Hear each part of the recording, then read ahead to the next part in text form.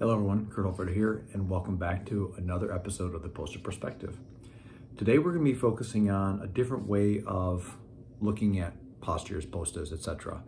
And we're going to start talking about when we make the shape together. And by making the shape together there, I'm talking about binding, or what Fiore will call the incrociata. I wanted to look at this right here because ultimately, as much as we make individual shapes here for our own bodies, when we talk about combat efficiencies and attacks and so on and so forth, when we go into a bind, we also make a shape.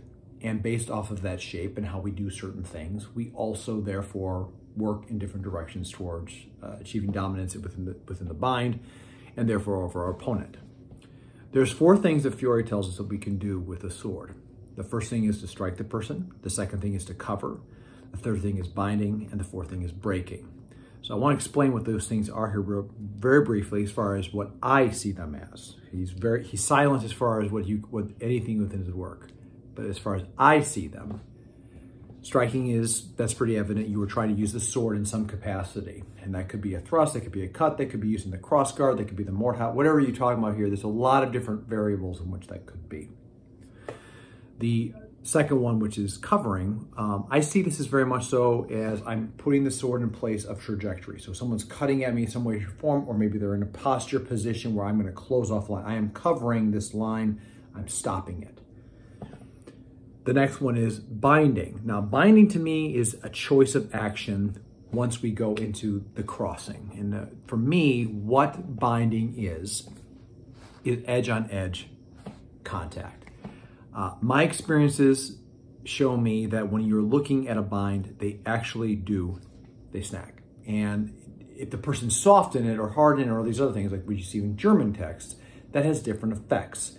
And it's interesting enough, it changes the dynamic greatly, because when we start talking about the natural concept of having to squeeze through a cut or pushing forward with a thrust, these are moments where our hands may be harder on the sword and therefore squeezing in some form of context, and therefore has different types of effects on it. And how we choose to bind with the sword there changes how we, in concert with that bind, may also play off of it in different things. The last one is breaking. He again does not say anything within his text about what breaking is. However, how I interpret breaking is, because we basically said 2 hands off, so I've either hit the person or I have no contact on the person. I've made a bind with the swords where I have edge on. And the last one, I believe, when they talk about beating or breaking, excuse me, because he says beating in there is also, which I think is synonymous verbiage, is striking the edge against the flat, which will turn the sword in a different direction.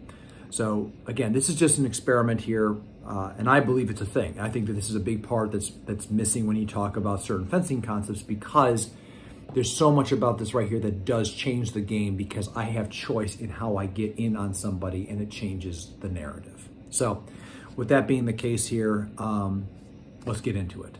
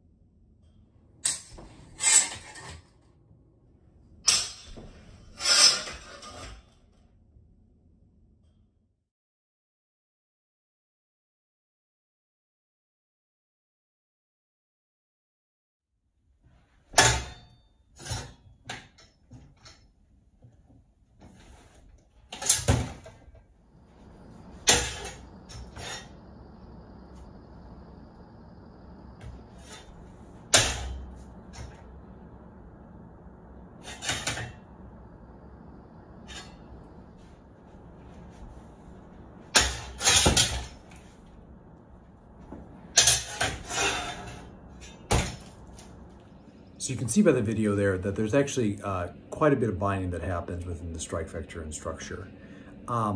It actually was pretty revealing to me, and I have done work like this before, but I never really had context really to kind of go in there. And it was when I was very young into the art and everything else. Now that I have a little bit understanding when they talk about conquering quarters and like in the linked-in systems, or when we talk about making crossings in Fiore, I have a little bit more that I'm kind of looking at for this. So the binding structure here is really interesting to me because things kind of change up and shift around. With that being the case, I try to keep this as level playing field as possible, and what I mean by that is, you saw the listing before, is like I have two Albion squire lines, which are not your snicky snacky sharps out there, but they do have an edge, and you can keen them very nicely. More like just having like a kitchen knife, or something like, not a kitchen, like a pocket knife edge, if you will. And then I had a dark sword armory that I was also utilizing as well. I used it more as a target. Well, the images I had of this was more when I was a target. And I had also a wooden naginata that I was utilizing for the spear compilation. I wanted to show a variety of different types of swords as far as like different makes and models. And you know, even though that's a Viking sword, you know, it's comparable to the concept which you might see with an arming sword. I mean, the blade typology, of course, is different. However, the concept of having a one-handed sword and so on and so forth is very similar. And then having two swords that are comparable in length, but at the same time too, different manufacturers, you may also see that not all manufacturers are made the same. This is not a quality or product review here, but there were different effects in each of those right there, and it was noticeable. But I also wanted to see if like object with light object, so hence the two Albion lines together. As you can see in there, it was very easy for me to shift back and forth between hard and soft binds. And the more I played with that, the more I was able to kind of work into different, more advantageous positions. And that made things a lot more viable to go in for closing an entry. So again, this was done with a static target area there. I had done some work with one of my lead instructors, Connor Neagle, where we just pushed on this right here back and forth. And again, the effects where you actually have two people pushing to it that are trying to move an area, and that's not what we were doing. We were just pushing against. But if you had two people that are struggling to try to get a different quarter here, it makes a lot of sense why you have a hard bind and why these things actually make it a little bit safer to do things in there, and why some of the closer quarter techniques that Fiore has make a lot of sense. So with that, like I said, that's the end of the video here.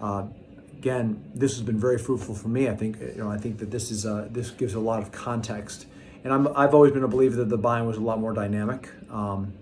And you know, having done this right here and some other things, you know, it's evident to me that, you know, there is some stick. It's not like having a glue gun, but these things aren't sliding around as much as you see with some of the modern day fetters that we have out there. And by no means is that a critique at all. We're not fighting with sharp swords here, so we're not in that time and era here, and you know, I don't think they enjoyed that either, to be honest with you. So with that being the case, you know, I make that statement is that it's a different feel, not that one is greater than the other. So with that being the case here, that's the video here for today. If you like this, leave a comment below. We'll be continuing on with some postures here in the next video. Like and subscribe for more of that, and tune in with us. And if you have any questions whatsoever, leave a comment, like I said, or message me on Facebook. But as always, stay safe out there, train well, and fight on.